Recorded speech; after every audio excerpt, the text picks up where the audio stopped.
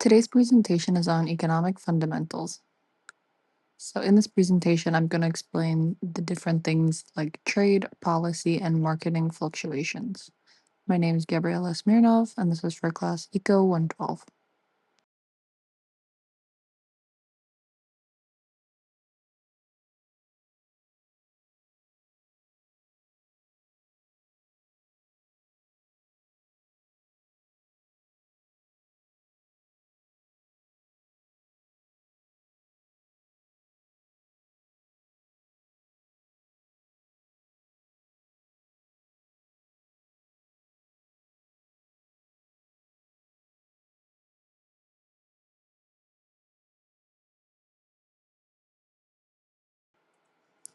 In the first slide, I'm going to be talking about what is trade deficit and surplus.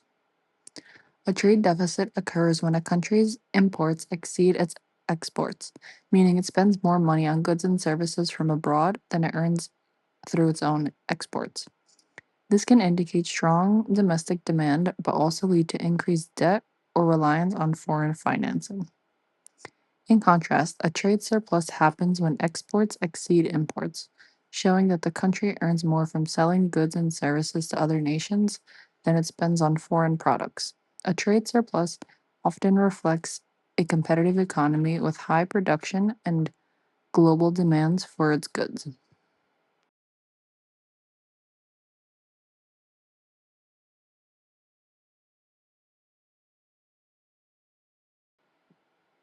Some real world examples are the United States often experiencing a trade deficit as it imports more goods and services than it exports.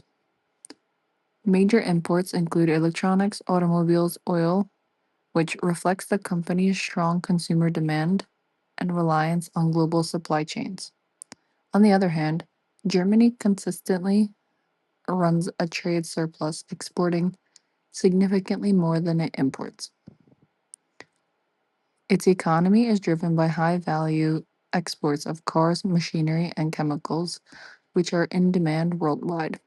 These examples highlight how different e- economic structures and industrial strengths influence a nation's trade balance. I also included a chart to show Germany's top exports.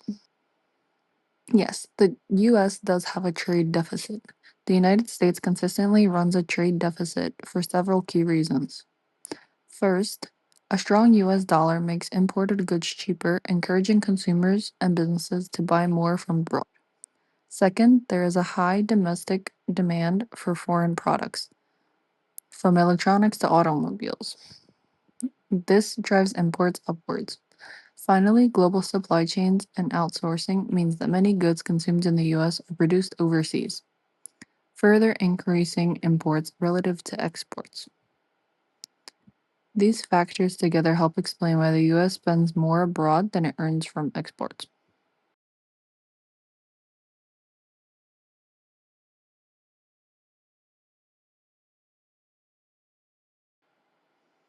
Adam Smith is a conventional wisdom economist. Pre 1930s, classic economists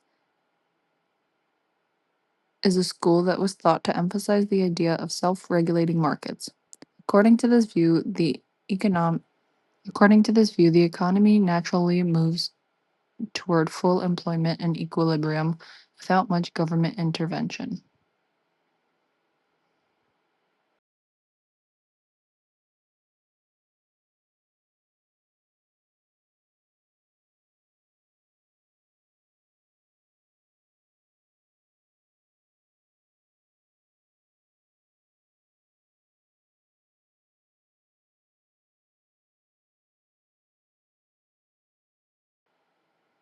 According to the theory of Keynesian economics, aggregate demand, the total of spending by households, businesses, and the government drives through the economic growth.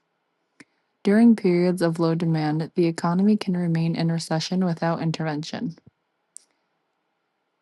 Keynes argued that the government should actively stimulate demand through increased spending and tax cuts to boost consumption, investments, and overall economic activity.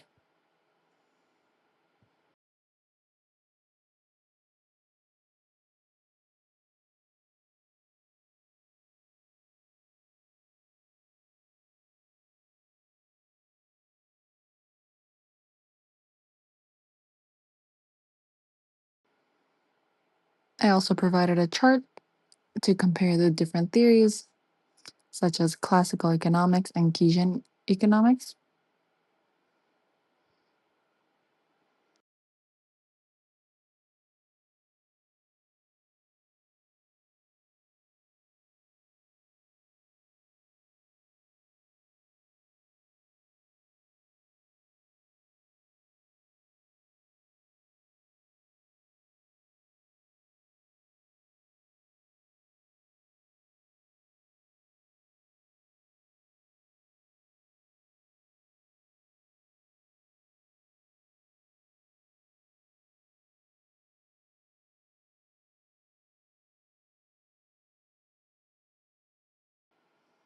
Fiscal versus monetary policy. Fiscal policy is the use of demand of the government spending and taxation to influence economic activity and aggregate demand. It is managed by elected officials, primarily Congress, as well as the president. It can be used to stimulate growth during a recession or cool down an overheated economy. In contrast, monetary policy is managed by the Federal Reserve and focused on controlling the money supply and interest rates to maintain price stability, which would encourage investments and support overall economic growth. Together, these tools help stabilize the economy through the ups and downs of the business cycle.